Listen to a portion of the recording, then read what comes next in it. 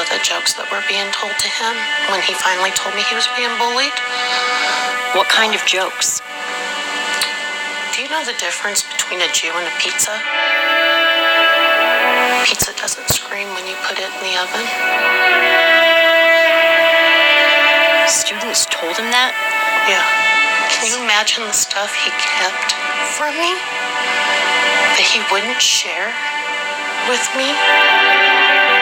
Susan Welchel first found out about students bullying her son January of Lane's 8th grade year at Cameron Veterans Middle School, when Lane went into a depression. He was suicidal. He had to be hospitalized for a week. He had planned to kill himself. Welchel says she immediately went to the school, begging them to help protect her son.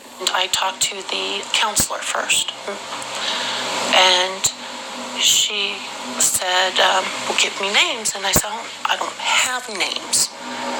And she put her hands under her hips and went, then there's nothing I can do for you. Are you kidding me? There's nothing you can do for me because I don't have names? So I went to the principal the next day.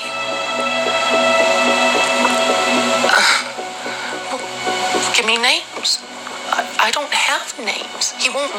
Lane will not give me names. So Welchel did her own investigating, filled out the form, and still, she says, it wasn't enough. I don't think they cared. Then, in April of Lane's 8th grade year, vandals spray-painted swastikas around the school. But Lane's mom says the school went after Lane, searched him based on an anonymous tip, and then suspended Lane, saying he violated school policy because he had his allergy and antidepressant meds in his backpack. The school even reported him to police. Shortly after, Lane was hospitalized, suicidal again. Even then, Welchel said the school showed no empathy or interest in Lane's health. Well, when he went in the second facility, the principal called me. She wanted to call the facility to talk to him about the graffiti. Are you kidding me? Welchel said Lane was not allowed back at school until school administrators could question him about the graffiti. Lane eventually agreed to meet. He was cleared of any wrongdoing and started his freshman year at Cameron High School. But the bullying continued into that freshman year. And by December, finally, it was too much. You don't, as a mom, you don't want to believe it. You think they're still going to be there when you get home? No, not my child. Not my child. It was my child. My son was found in his closet. He had hung himself.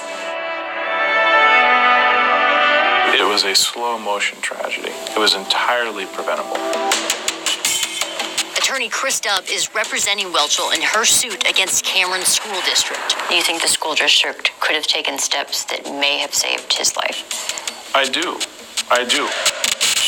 The lawsuit accuses the school of retaliating against Lane for reporting the bullying, calling the district's actions, quote, failure to protect and direct participation in discrimination, bullying and harassment of Lane Welchel based on his national origin and religion, which ultimately resulted in his suicide.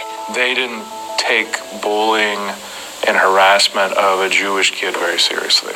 I mean, I think if the bullies and the victim had been reversed in certain ways, if someone who was being bullied because they were Catholic and they were wearing a cross to school, I think that would have been addressed immediately and quickly. The lawsuit argues the school district violated its own policies, mandating taking, quote, immediate action to protect the alleged victim, notifying the victim he is protected from retaliation.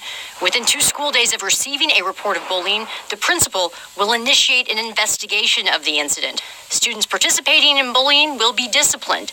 That could mean detention, suspension, or possibly expulsion. Welchel says those things never happened. I wanted help. Help me stop this so my child feels safe in this school. That's all I ever wanted.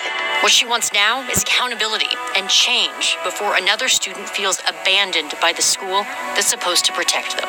Kids don't quit bullying because my son's not here. They just move on. they move on to somebody new.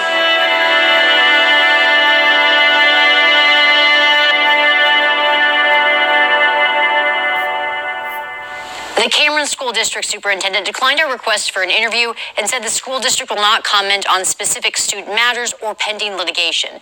But he did send a comment reading in part, "The district strives to provide an educational environment that is free from bullying, discrimination, and harassment. The administration takes seriously allegations of bullying, discrimination, and harassment and promptly investigates complaints in compliance with our policies. The unexpected death of a young person is a devastating and tragic moment for a school community. Our hearts and prayers remain with the Welchel family members and friends as they continue to grieve." To read the comment in full and the full lawsuit, just go to our website at kctv5.com. I'm Emily Sinovic, KCTV5 News.